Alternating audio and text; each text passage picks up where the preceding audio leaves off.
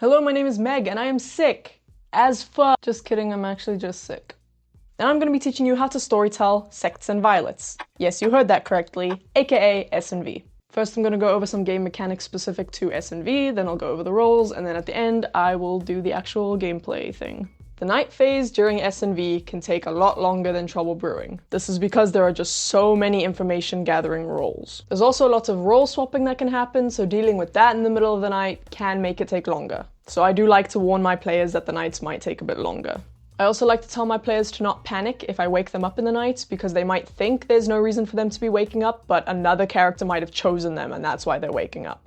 I also like to remind my players about good and evil signs in the night, because there are several different ways how your character might change and your alignment might not change. So I make sure they know if I wake you up and tell you your character has changed, wait for me to tell you your alignment, which is something you should be aware of right now. You should know this too. Certain roles can change characters, but their alignment might not change, so be very careful when you are waking people up and telling them their character has changed, whether their alignment needs to change or not, and then confirm with them, even if their alignment hasn't changed, confirm with them what their alignment is. We'll go over that when we get to the actual roles that can do these things. You'll probably also use these a lot more. When I do Trouble Brewing, I often don't even use these because I just wake up the minions and the demons at the same time, but you'll probably actually need to use these here. Unless I'm mistaken, there's no reason that you can't wake up the minions and the demons together in this script. That's BMR that you can't do that.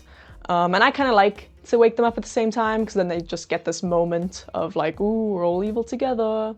But you'll definitely be using these two, and probably this one as well. Madness. Madness is a little confusing when you're learning about it for the first time. Go over Madness with your players before you start. I don't think it's that clear on the tokens exactly what it involves, because I didn't know what it meant. Madness means that you're convinced something is true. So in S&V, the Cerenovus, a minion, makes players mad that they are certain characters. So basically the Cerenovus is forcing players to lie about who their character is. I will go over Madness more when we get to the Cerenovus and the Mutant, but for now, this is just how I explain Madness to my players. I tell them that if the Cerenovus chooses them, they have to pretend that they are the character that the Cerenovus chose for them. This can involve privately or publicly sharing that they are a different character than the character they're supposed to be mad about, sharing information that does not align with the character they're supposed to be mad about being, or being super sarcastic, like, yeah, I'm totally not mad at all, guys. I will probably execute them if any of those things were to happen. My storytelling tips for the night phase are to really take your time. If you're taking your time in Trouble Brewing, really take your time. And let your players know that the night's gonna take longer. This is why we like to utilize a speaker, so we can play some music to set the vibe and also make the night phase not feel so long and boring. Let's go over the characters. The Clockmaker. You start knowing how many steps from the demon to its nearest minion. So a step is one chair. So if my demon is here, and I've got a townsfolk here, and I've got a minion here, then from the demon, it goes 1, 2. So you show your Clockmaker 2. And of course it's the nearest minion, so if we had a minion sitting here, then it would be a 1 and we'd show our Clockmaker 1. The Dreamer. Each night choose a player, not yourself or travelers. You learn one good and one evil character, one of which is correct. This character stresses me out because I cannot plan for it, I just have to immediately pick something on the fly. So let's say your Dreamer picks a townsfolk, you're going to show them the townsfolk that they actually are, and then an evil character that they are not. And if the Dreamer picks an evil character, show them the character that they actually are, and then show them a townsfolk something either that they have bluffed as or are bluffing as, or something believable. It can be difficult because the Dreamer wakes on the first night, and so you have no idea what bluff your demon's gonna choose, and if they happen to choose your demon and you don't know what bluff to show them, it can be difficult. This actually happened to me. My Dreamer woke, happened to choose my demon. Luckily, I knew my demon pretty well, and I knew the bluffs I gave them, and I, thank dog, guessed correctly what they were going to bluff as. But you can't always know for sure. If your Dreamer picks an evil player, you don't know what they're gonna bluff as, just show them something believable, something that people often bluff as, or something that you did give the demon to as a bluff if they chose the actual demon, and just do your best. The Snake Charmer. Each night choose an alive player. The chosen demon swaps characters and alignments with you and is then poisoned. So if the Snake Charmer chooses anybody that is not the demon, easy. You don't have to do anything. We love that. But when they do choose the demon, I usually put them to sleep anyway, so that I can gather the correct tokens that I need to gather. Then I re-wake them up, and I show them, you are, and then I show them the demon token. They do get to kill that night. And the way you can remember that is that our snake charmer goes before our demons. So if our snake charmer successfully snake charms, then we move down the list and now they get to act as the demon because they already acted before as the snake charmer, but we haven't let our demon act yet. So the snake charmer will get to act. The new demon that we created, the snake charmer turned demon, will get to act. This also helps hide that there was a snake charm. Then go to your original demon, show them this token and the snake charmer token. Then in your grimoire also mark that they are poisoned. Also note that the snake charmer does swap alignments. So the new demon is an evil demon and the new snake charmer is a good snake charmer. They're poisoned, but they're good. This is a little odd and players don't often get this, but even when the snake charmer swaps and they are poisoned, keep waking up the snake charmer and have them choose somebody. That might seem weird because they're poisoned, so they're not going to swap even if they choose the new made demon. For example, if you make a custom script, there are characters who can cure drunken poisonness. There are also characters in this script that get reads on people who wake up at night or can ask any question they want, like the Savant or the artist will get there. Basically, it might confuse your players, but you should continue to wake up the snake charmer every night even though they are poisoned. The Mathematician. Each night you learn how many players' abilities worked abnormally since dawn, due to another character's ability. So we also need to be aware of the wording here, due to another character's ability. So for example, the snake charmer doesn't count because it is due to their own ability that they are poisoned and that their ability isn't working. The Mathematician acts last in the night, so as you go through the night, place the abnormal, there's a bunch of abnormal reminder tokens. Mark everybody whose thing is acting wrong due to somebody else and then just show the Mathematician that number. And they do not detect poison. They only detect poison if it caused somebody's ability to work funny. And if you're playing a custom script where you have a drunk character, but that drunk character got true information, the Mathematician would not detect that either. They would only detect it if the drunk got incorrect information. The Flower Girl. Each night you learn if a demon voted today. This one's pretty simple, and if you ever forget, you can just wake up your demon and show them this. You can track it with a reminder token, but make sure you're not making it super obvious by walking to your grimoire specifically after a vote has happened and you're marking, like you're making it obvious that you're marking, oh, a demon just voted. Because then everybody's gonna have the information instead of just the Flower Girl if people are paying attention to you and trying to metagame. So I either just remember using my noggin or I wake up my demon and ask them. The Town Crier. Each night you learn if a minion nominated today. Same concept as the Flower Girl, you can show the minions this if you forget. Or you can go mark it in your grimoire, but make sure you don't do it right after a minion nominates. Also another tip if you primarily intend to use this. Maybe about once per game, use this even if the Flower Girl or the Town Crier is not in play. Reason being, if you use these, you're essentially confirming to the demon or the minions that there is a Flower Girl in play or that there is a Town Crier in play. And you don't want to give up that information for free. So once per game, even if you don't have one of those in play, just use this so that they are never sure. Is there a Flower Girl in play? The Oracle. Each night you learn how many dead players are evil. This one's also pretty simple, just wake them up and show them a number. However, just remember, as we know, certain characters can swap, but their alignments wouldn't swap. So even if they're a good player or a good character, but they're actually evil, count them also as an evil player. The Savant. Each day you may visit the Storyteller to learn two things in private. One is true and one is false. This one sounds scary because you have to make up information, but fear not, there is a website. Just Google Savant's info generator and you can use that. I don't like to use it, but if my Savant is alive for a little too long, I will. Good Savant information, in my opinion, is stuff that they can't necessarily prove. For example, last night somebody used a one-time per game ability, or everybody got true information last night, or such and such a character is in play, or a minion chose the same player twice in a row. You can also give information like, you are witch cursed, or you are not witch cursed, or one of your neighbors is evil, or Tyler and Robin are the same alignment. You can also give information like the demon is wearing glasses if at least 50% of your players are wearing glasses. I don't like to give information like that because I feel like it's just very on the nose, and also people could take off their glasses, so I don't like to make it about how someone might look. I'm on the generator website, I'm gonna see what it gives me. An evil player / outsider was nominated yesterday. No new characters were created last night. Insert minion has chosen the same player every night. Oh, that's one of the ones I said. Insert number, evil players woke last night. Insert character, started as good but is now evil. insert demon is not in play. So there's a lot of good options there. Just always be careful of how you are wording things because one has to be true and one has to be false. Note the Savant says may visit, so they don't have to come to you, but it is up to them to approach you privately. You don't go up to them.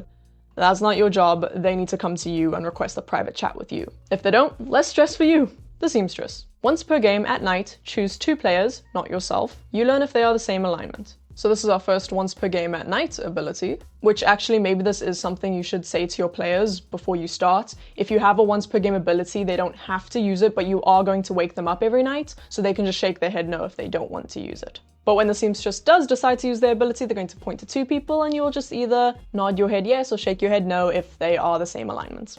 The Philosopher. Once per game at night, choose a good character, gain that ability. If this character is in play, they are drunk. So this is also once per game, so they don't have to use it until they want to. So you'll wake your Philosopher up, gesture to their menu, and then they get to pick a good character. The Philosopher acts first, and they also act first on the first night. So if they chose a character who wakes at night, you will put the Philosopher to sleep and wake them up when you get to the part in the night order where that character would wake up. If they choose a character who only wakes on the first night, give them their information immediately. If they choose a character whose ability only works once they're dead, it works if the Philosopher is dead. If the Philosopher chooses a character that was not in play, but that character is now in play, that character is drunk. And of course, if they choose a player who is currently in play, then the original character is drunk. Until the Philosopher dies. When the Philosopher dies, the original character will not be drunk anymore. So for example, the Philosopher chose to become the Savant. We already had a Savant in play, so the original Savant is drunk and is now getting 2 pieces of false information or 2 pieces of correct information. And then the Philosopher has the actual Savant ability and is learning 1 true thing and 1 false thing. And then once the Philosopher dies, the original Savant will go back to learning 1 true thing and 1 false thing.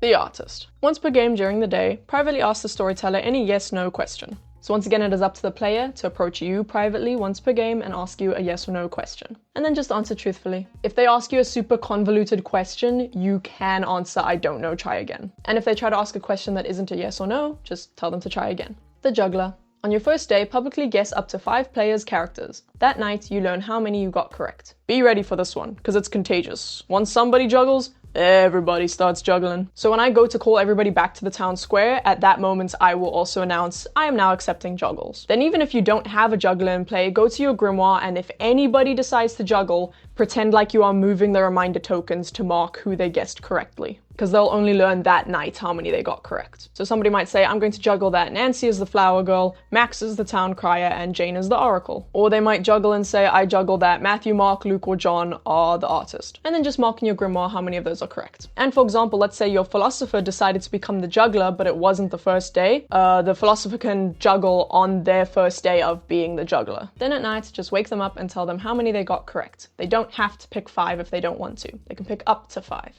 The Sage. If the demon kills you, you learn that it is one of 2 players. This one's pretty simple too, it's like the Raven Keeper. If they die, then they wake up, and then they learn it is one of 2 players that killed them. I personally would point to, of course, the person that actually killed them, and then somebody who's pretty sus.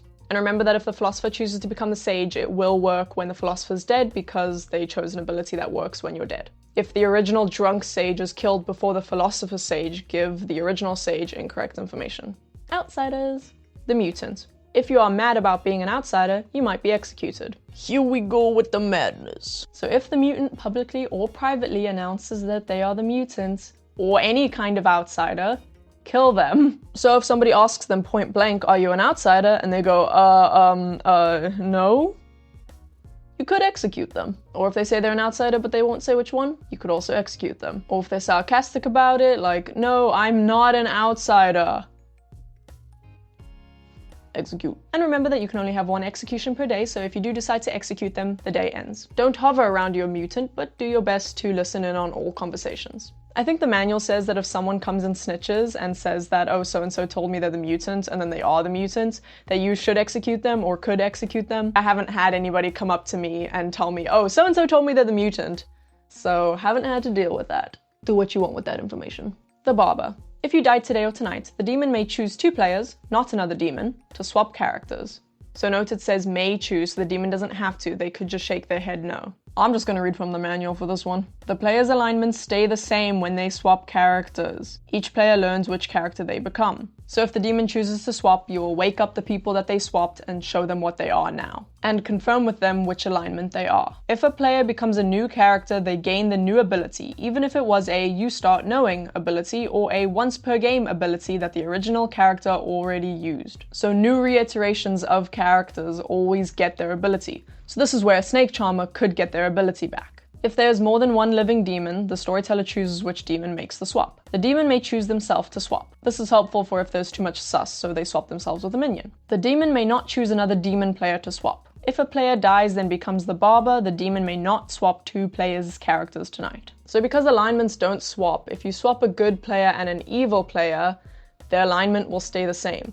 So you could create a good witch and you could create an evil artist. The demon could also swap themselves with a good player. Then you would create an evil townsfolk and you would have a good demon. You will wake the new demon and tell them this. You will show them whatever demon they are and you will tell them that they are good. The game doesn't immediately end because for the game to end, there cannot be any demons alive, even good demons. If another demon is created and there's a good demon and an evil demon, both demons will have to be executed for good to win. The Sweetheart. When you die, one player is drunk from now on. This one's pretty simple. When they die, however they die, someone is drunk. The Klutz. When you learn that you died, publicly choose one alive player. If they are evil, your team loses. It is up to the Klutz to do this. The storyteller shouldn't have to prompt to them. Same for if the demon or minion is bluffing as the Klutz. They need to, of their own accord, announce, oh shoot, I'm the Klutz, I need to choose somebody now. And so they must choose one alive player. If they are good, the game continues. So if you've created an evil Klutz, and the evil Klutz dies and chooses an evil player, the evil team will lose.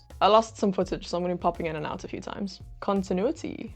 If the Klutz or player bluffing as the Klutz is executed, give them a few seconds to remember to use their ability before you put everyone to sleep. Give them a few minutes to make their decision, and other players can weigh in, but ultimately the Klutz must make the final call. If they are the actual Klutz and don't pick anybody, remind them in private the next day or silently during the night. I would just point to the Klutz on the script and nod at them knowingly. Minions! The Witch. Each night choose a player. If they nominate tomorrow, they die. If just 3 players live, you lose this ability. So wake the witch, they choose a player, and then you put the little reminder token next to that person. Then if they nominate tomorrow, they instantly die, but the nomination still goes through, and you continue as normal. Just announce that they died and then go into prosecution and defense. If just 3 players live, you lose this ability. So if it's the witch and somebody else and the demon, then they don't get to curse anybody. The Cerenovus. Each night choose a player and a good character. They are mad they are this character tomorrow or might be executed. So you wake your Cerenovus up, they choose a player, and then point to their menu and they choose a character. Then go wake up the player they chose, show them this, show them the Cerenovus token, and then point on the menu to what character they are now mad as. And then let the chaos ensue. This can help prevent a good player from sharing their information that they actually have, or just cause distrust amongst the town. If a player is made mad and chooses to not be mad, the storyteller can, and probably should, kill them. Reason being, this is essentially the Cerenovus's whole ability, so if you don't play along with it, you're kind of robbing this player of their ability. So let's say we have a sage in play and the Cerenovus made them mad as the Savant. And then the next day they come to the storyteller to pretend to get information and then they share that fake information with the group. Of course I'm not going to execute them. Or even if they say I'm the Savant but I don't want to share my information, I still wouldn't execute them because they don't have to share information as long as they claim the character. You can be as lenient as you choose, just let your players know how you specifically run/define madness and breaking madness before you start the game. My general ruling is that madness means they are convincing the group that they are a certain character. So they need to claim the role they are mad as in public, not just in private, and can't back down too much if they find themselves in a double claim or if people are, questioning them. You just can't back down. You don't have to be crazy, but you can't back down and say, oh yeah, you're right, and then just be silent. They need to just, yes, I am that character. This is my info, or yes, I am that character, I don't want to share my info. And no sarcasm or strong, deliberate hints that they're lying. You can execute at night if they break madness right after the day execution, because they think they're safe, or if they break madness during the night. If the juggler is mad, they can still juggle, but they have to juggle themselves as the character that they're mad about being. And again, madness is the Cerenovus's whole ability, so if somebody breaks their madness, I would normally almost always execute them, because otherwise the Cerenovus doesn't have an ability if everyone just breaks their madness and there's no consequences. The Pit-Hag. Each night, choose a player and a character they become, if not in play. If a demon is made, deaths tonight are arbitrary. So wake your Pit-Hag, they choose a character, and then gesture to their menu. If they select a character that is already in play, then nothing happens. If they select a character that is not in play, then that person becomes that character and their alignment does not swap. So this power is often used to make outsiders so that the evil team can get rid of townsfolk abilities. The Pit-Hag could also change themselves into a different kind of minion. The Pit-Hag could also turn themselves into an evil townsfolk and gain a really cool ability. If a demon is made, deaths tonight are arbitrary. So basically having 2 demons is kinda hectic, so that means that the storyteller can kill whoever they like. So if the Pit-Hag turns themselves into an evil demon, you should probably kill the original demon because having 2 evil demons is just a lot, and you need to balance the game. So kill the original demon to balance the game. But that's up to you. And remember, even if a good demon is created, no demons can live for the good team to win. So if we're about to enter the final day and a good demon is created, you need to kill one of them so that both sides have a chance to win because you can't execute both demons in one day. The Evil Twin. You and an opposing player know each other. If the good player is executed, evil wins. Good can't win if you both live. So when you get the tokens back from your players, assign who will be the good twin to the evil twin. This is just something that I personally do. If my evil twin is somebody who is loud and very forceful, I don't want to make the good twin someone who's very shy and quiet because they're never going to be able to withstand the louder, forceful player. So the town might execute the good twin very quickly, and more importantly, the good twin just won't have a good, fun game. If I have a quiet player as the evil twin, I will also try to make a quiet-ish player the good twin. So I like to make it 2 players who I know are even in personality. Somebody who will match their freak, basically. But also if your evil twin is not a veteran, give them a good twin that is easy for them to bluff as, like the Seamstress or the Clockmaker. Making an evil twin twins with the Savant would be very mean to a new player. Use your best judgment. So you will wake them up together, you will show the good player the evil twin token, and they will understand now that they are the good twin. Then to the evil twin, show the token that the good twin is. So if the good twin is the Clockmaker, show the evil twin the Clockmaker token. If the good player is executed, evil wins. So at any point in the game, if the good twin is executed, then evil will win. Good can't win if you both live. So even if the demon is executed, the game could still continue because one of them has to be executed and they have to get it right. Note it says executed, so if the good twin is killed by the demon at some point, then the game won't end. Good can win if the evil twin is alive as long as the good twin was killed at some point in the night. An evil good twin can exist thanks to the Pit-Hag and the Barber. If a good player is turned into an evil twin, they are still a good player with an evil player becoming their twin. It doesn't matter which twin is which character, what matters is their alignment. The good team can execute the evil player safely, but if they execute the good player, evil wins. If both twins are the same alignment, the storyteller chooses a new twin. Twins must have different alignments. One has to be good and one has to be evil. So if your good twin changes alignments, you need to pick a new good player to be the good twin.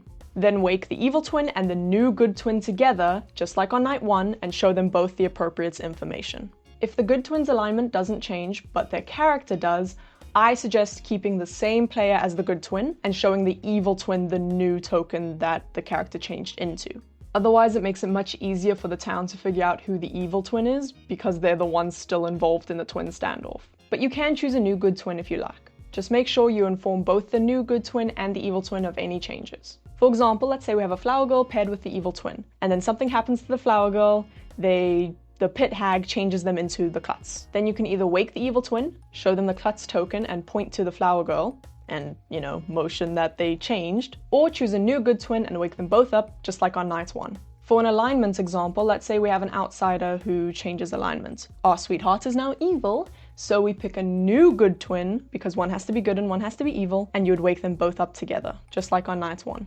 The Fang Gu. Each night, choose a player. They die. The first outsider this kills becomes an evil Fang Gu and you die instead, +1 outsider. So each night, wake them up, they choose a player. The first outsider, only the first one, it can't happen more than once. The first outsider that they kill becomes an evil Fang Gu and the demon dies instead. Let's say we have a sweetheart. The Fang Gu chooses the sweetheart. You will then wake up the sweetheart, show them the you are, and show them the Fang Gu. Then in the morning announce that the player who was the original Fang Gu is dead. Also make sure that you show the new Fang Gu that they are evil. They are now playing for the evil team. They don't get a kill that night because the Fang Gu already chose somebody to kill and the original Fang Gu is gonna die. The original Fang Gu who died also stays evil. Also make sure you add 1 outsider to the player count and -1 townsfolk. The Vigormortis. Each night choose a player, they die. Minions you kill keep their ability and poison 1 townsfolk neighbor, -1 outsider. So first, -1 outsider and replace it with a townsfolk. So if they kill a minion, the minion will keep their ability, they'll still wake up every night to do their thing, and then one of the minion's neighbors, who are townsfolk, is poisoned. This means that if the minion is sat between a demon and an outsider, it will pass through to the nearest townsfolk. If the minion is sat between 2 townsfolk, just choose whichever one you want. The no Dashii. Each night, choose a player, they die. Your 2 townsfolk neighbors are poisoned. So this is the same concept I just explained. If their 2 neighbors are not townsfolk, it will pass through them to the nearest townsfolk, both townsfolk neighbors that they have. If the poisoned townsfolk dies, it doesn't keep moving. So if the no Dashii is sat between the dreamer and the evil twin, it will poison the dreamer, and then it will pass through the evil twin and poison the artist. The Vortox. Each night choose a player, they die. Townsfolk abilities yield false info. Each day, if no one is executed, evil wins. So, this isn't like drunk or poison where it might be correct, it has to be incorrect. So give your Clockmaker the wrong information. If your dreamer chooses someone, show them a good character and an evil character that person is neither. A snake charmer can still snake charm because abilities still work, it's just the information is incorrect. Flower Girl will get incorrect information, Town Crier will get incorrect information, the Mathematician will most likely get a 0. The Savant must get 2 false things, they cannot get 2 pieces of correct information, both pieces of information have to be false. The Philosopher can still change into somebody because they don't learn information, but the information they get once they choose to become a character, if that character learns information, that information will be wrong. Everybody just has to get incorrect information, but their abilities still work. Each day, if no one is executed, evil wins. Pretty self-explanatory. And that is all of the characters. Here are my opinions for creating a balanced game. Don't use a witch in small groups, too many people die too quickly. The Oracle, the Juggler, the Artist, and the Dreamer are really good Vortox detectors, so don't put them all together in a Vortox game. The Mathematician is a great role to put in with a no Dashii. For your first game of S&V, I also recommend explaining madness, but maybe don't put the Cerenovus or the Mutant in. Just get your characters used to the idea of madness, and then put a character in maybe your second game. I usually won't use the Cerenovus and the Mutant in the same game. The Snake Charm and the Fang Gu in the same game could lead to multiple jumps, which could be fun. The Dreamer is extremely powerful. Use it wisely. I usually won't use it with a Vortox. The Town Crier and the Witch is a great combo because the Witch has to be smarter. They can't curse themselves to try and seem innocent. And now let's play a game. Alrighty, here's my first setup. I had 7 players, so that's 5 townsfolk, 0 outsiders, 1 minion, and 1 demon. I was hoping to have more, but a few people had to cancel last minute. But I figure some people will be setting up for smaller games, so hopefully this is still helpful. I usually put my reminder tokens behind the character tokens, and then I bring them in front when they come into play. I decided to start with the Vigormortis. The Vigormortis says to -1 outsider, but we didn't have any, so you can just ignore that. Then I added a Pit-Hag to see some character changes. I went with the Artist because I do like the Artist. I added in the Flower Girl to have some player-driven deduction. I added in the Juggler and the Sage to maybe have some interactions with the Pit-Hag. For example, the Juggler could juggle someone correctly, but then the Pit-Hag changes them into something else. And if you're ever not sure what to put in a Philosopher and let the player do the heavy lifting. I woke the Demon and the Minion together, then I put the Minion to sleep and I showed the Vigormortis their bluffs. For the Demon bluffs, I chose the Snake Charmer, the Mathematician, and the Klutz.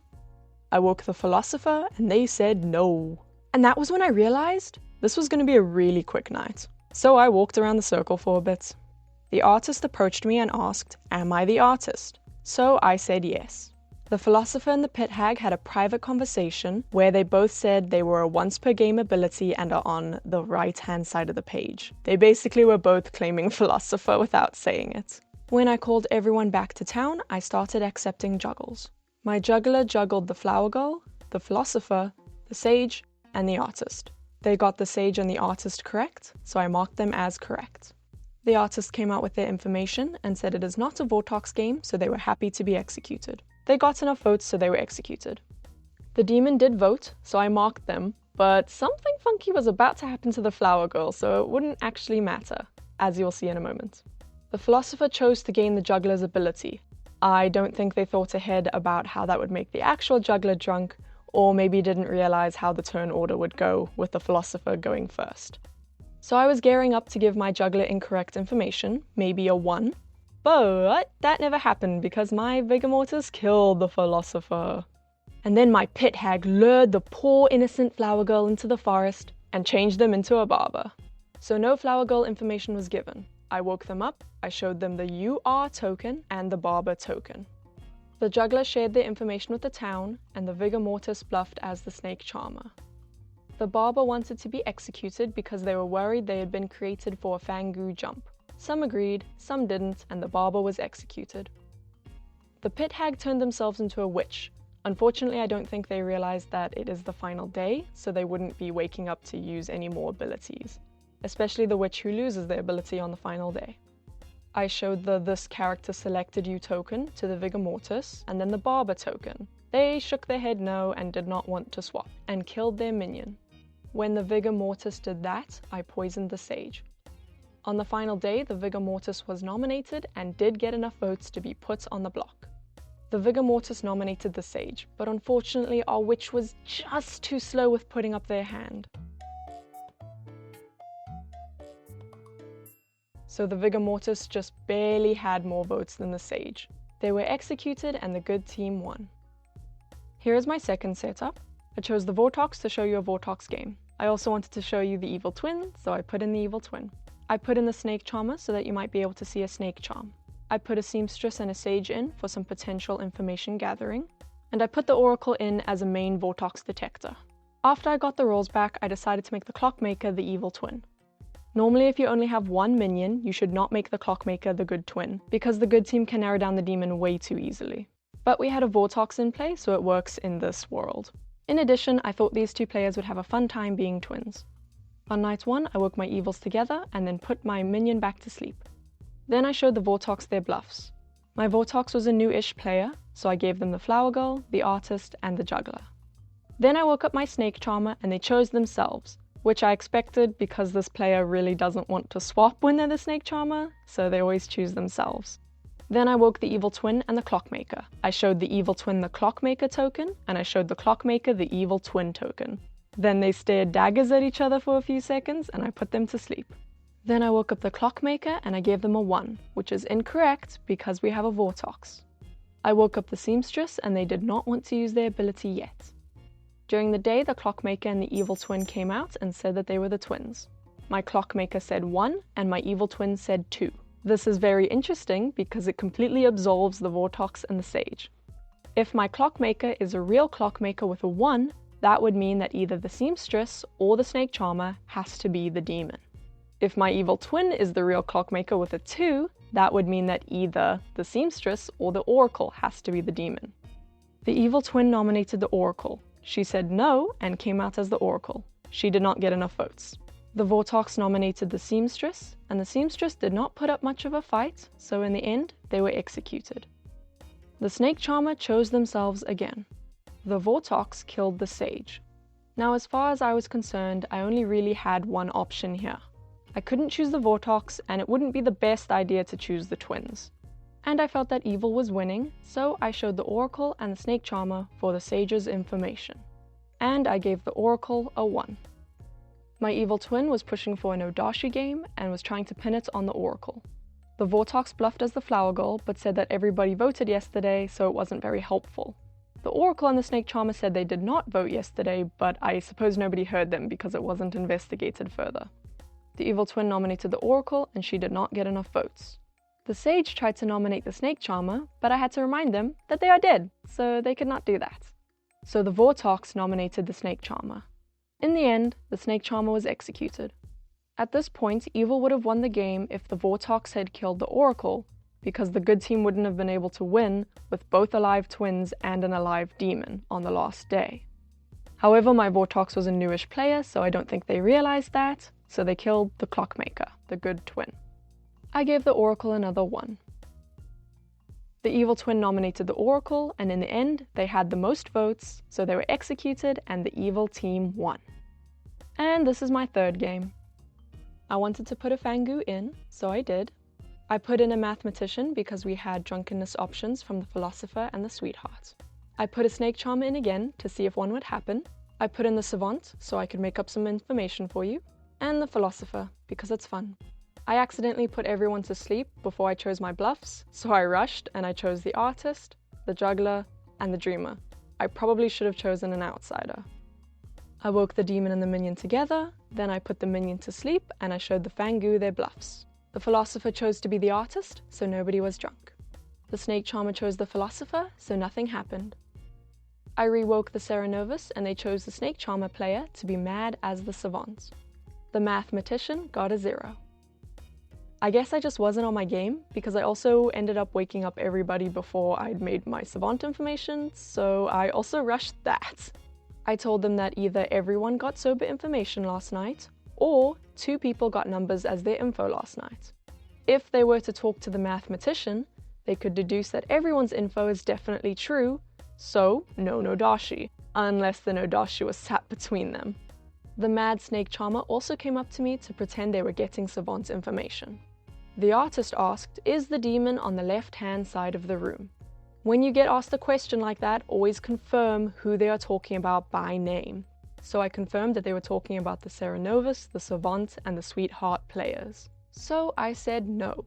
When I called everyone back to town, I asked if anyone wanted to juggle, because you should always ask even if you don't have a juggler. My Snake Charmer said they were the Savant and shared the fake Savant info that they made up. They said that either the Savant is witch-cursed or a minion is sat next to someone drunk or poisoned. The Snake Charmer nominated the Philosopher because they'd already used their ability, and so they were executed. If there was an actual artist in play, they would no longer be drunk. The Snake Charmer chose the Mathematician, so nothing happened. The Cerenovus chose the Snake Charmer again to be mad as the Savant again. The Fang Gu chose the Sweetheart. I learned later that the Sweethearts in a private chat had told the Fang Gu that they were an outsider and they hadn't told anybody else. So they were very lucky. So the Fang Gu jumped to the Sweetheart, and the Sweetheart is now an evil Fang Gu, and the original Fang Gu is also an evil Fang Gu, but they are dead. This also makes our Philosopher information old news. Our Sweetheart was very happy to become the demon, which is interesting because usually outsiders panic a little bit, but I am happy that she was happy. The Mathematician got a 0, and unfortunately with the Fang Gu jump, that's all they were ever going to get. The Snake Charmer broke madness to tell everybody that it had to be a Vortox game, and so I executed them. I woke up the Cerenovus and they chose the Snake Charmer to be mad as the Savant again. I was hoping to come up with more Savant information, but our Fang Gu killed the Savant. Our Mathematician got a 0. The Snake Charmer did not break madness today. They said they were mad yesterday, but they were no longer mad today, and that they are the Savant, which in my book does not break madness. Essentially, all the misinformation was pointing to the Mathematician as the demon, and since the Snake Charmer chose the Mathematician and didn't jump, they believed it must be a Vortox game. The Cerenovus nominated the Mathematician. Unfortunately, if the Snake Charmer had broken their madness to try to defend the Mathematician, I would have executed them, which would have sent us into another night, and evil would have won that way. In the end, the Mathematician got the most votes, so they were executed and the evil team won. And that is it. I hope this was helpful and that you don't mess up.